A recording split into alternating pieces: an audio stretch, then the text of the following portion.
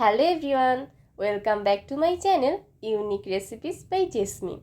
আজকে আমি আপনাদেরকে করে দেখাবো কিভাবে ঘরে খুব সহজ উপায়ে ইলিশ মাছের কোরমা করা যায়। চলুন দেখে আসি কিভাবে ঘরে খুব সহজ উপায়ে ইলিশ মাছের কোরমা করা যায়। ইলিশ মাছের কোরমা করার জন্য প্রথমে আমি এখানে নিয়েছি একটি মিডিয়াম সাইজের ইলিশ মাছ। ইলিশ মাছের সাইজগুলো আমি একটু মোটা মোটা করে কেটে নিয়েছি। আপনার পছন্দ মতো আপনি মাছগুলোকে কেটে নিতে পারেন।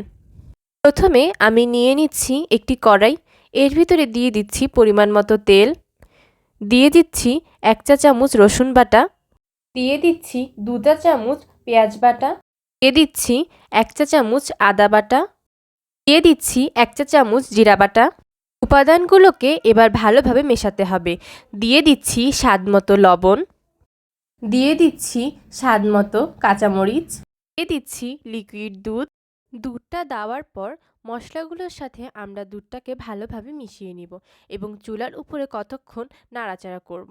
এর ভিতরে আমরা দিয়ে দিচ্ছি 2 চা চামচ চিনি।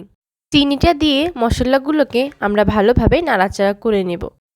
মশলাটা কিছুক্ষণ কষিয়ে নেওয়ার পর এর ভিতরে আমি দিয়ে দিচ্ছি কেটে রাখা মাছগুলো খুবই আস্তে আস্তে দিতে হবে যাতে মাছগুলো ভেঙে না যায়।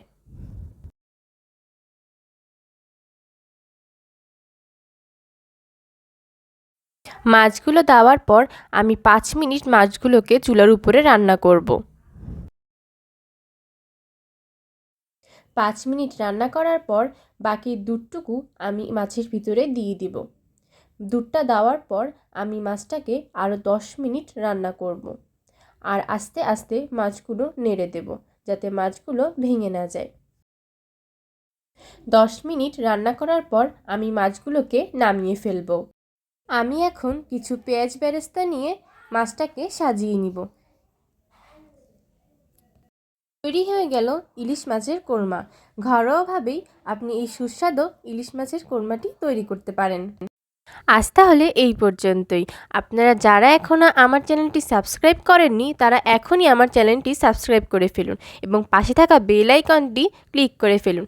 আর আমার ভিডিওটি যদি আপনাদের ভালো লেগে থাকে তাহলে অবশ্যই একটি লাইক দিয়ে যাবেন।